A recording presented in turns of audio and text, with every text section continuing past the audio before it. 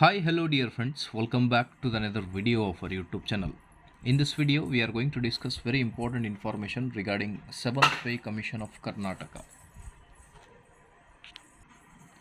ವೀಕ್ಷಕರೇ, 7ನೇ ವೇತನ ಆಯೋಗದ ಪ್ರಕಾರ ತುಟ್ಟಿ ಭತ್ಯೆ ಜುಲೈ 2024ರವರೆಗೆ ನಿಮ್ಮ ತುಟ್ಟಿ ಭತ್ಯೆ 10.5% ಆಗುತ್ತೆ. ಅದು ಹೇಗೆ ಅಂತೀರಾ? ಬನ್ನಿ ನೋಡೋಣ ಕ್ಯಾಲ್ಕುಲೇಷನ್ ಆಗಿ.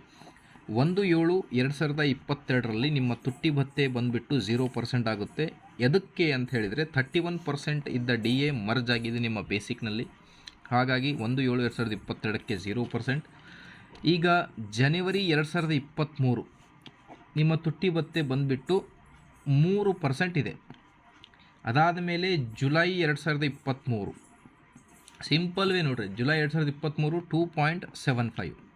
ಅದಾದ ಮೇಲೆ ಮತ್ತೆ ಜನವರಿ 2024 ನಿಮ್ಮ ತುಟ್ಟಿ ಭತ್ಯೆ ಬಂದುಬಿಟ್ಟು 2.75. ಟೋಟಲ್ ಆಗಿ ಇಲ್ಲಿಗೆ ಬಂದುಬಿಟ್ಟು 8.5% ನಿಯರ್ ಆಗುತ್ತೆ.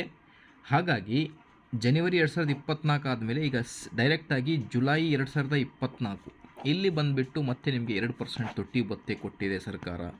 ಕೊಟ್ಟರೆ 10.5% ಆಗುತ್ತೆ. ಸೊ ಹಾಗಾಗಿ ನಿಮ್ಮ ತುಟ್ಟಿ ಭತ್ಯೆ 2024 ಜುಲೈ 1ರಿಂದ 10.5% ಆಗುತ್ತೆ. ಇದೇ ಇವತ್ತಿನ ಬ್ರೇಕಿಂಗ್ ಅಪ್ಡೇಟ್. ಇದೇ ಥರ ಎಲ್ಲ ಮಾಹಿತಿಗೋಸ್ಕರ ಪ್ಲೀಸ್ ಒಂದೇ ಒಂದು ಲೈಕ್ ಕೊಡಿ, ಚಾನಲನ್ನು ಸಬ್ಸ್ಕ್ರೈಬ್ ಮಾಡಿ. Thank you.